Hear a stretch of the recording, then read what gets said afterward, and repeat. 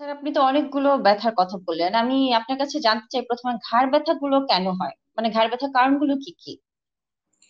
হ্যাঁ, ঘাড় ব্যথার অনেক কারণ রয়েছে। তার মধ্যে যদি আমরা আহ, তিনটা ভাগে ভাগ করে নিই কারণগুলোর মধ্যে, প্রথমত যে কারণ আমরা বলি যে আমাদের পোস্টার জনিত কারণে, আমরা যারা দীর্ঘক্ষণ বসে কাজ করি কিংবা দীর্ঘক্ষণ দাঁড়িয়ে কাজ করি, কিংবা অনেক সময় হাউস হোল্ড কাজ যারা করে, আমাদের মা যারা কিংবা গৃহিণী হাউসওয়াইফ, এরা যেটা করে সাধারণত অনেক সময় ঝুঁকে তরকারি কাটে, কিংবা বাসার অনেক ধরনের কাজ থাকে যেগুলো আমাদের ঝুঁকে করতে হয়। এই ধরনের কাজগুলো থেকে আমাদের সার্ভাইকাল রিজনে যে মাংসপেশিগুলো থাকে এগুলা অনেক সময় স্পাজম ডেভেলপ করে, কিংবা অনেক সময় মাসেল স্পাজম যেটা আমরা বলি।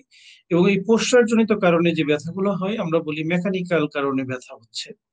আরেকটা কারণ রয়েছে যেটাকে আমরা বলি ডিজেনারেটিভ ডিজিজ। যেমন বয়স 40-এর উপর হলে আমাদের চুল পেকে যায়, ঠিক তেমনি হাড়ের কিছু ডিজেনারেশন হয় যেটাকে আমরা অস্টিওআর্থ্রাইটিস বা সার্ভাইকাল স্পন্ডাইলোসিস বলি।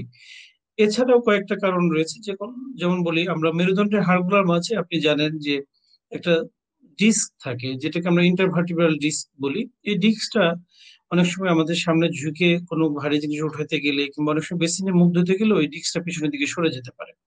সেটাকে আমরা সার্ভাইকাল ডিস্ক প্রলাপস বলি।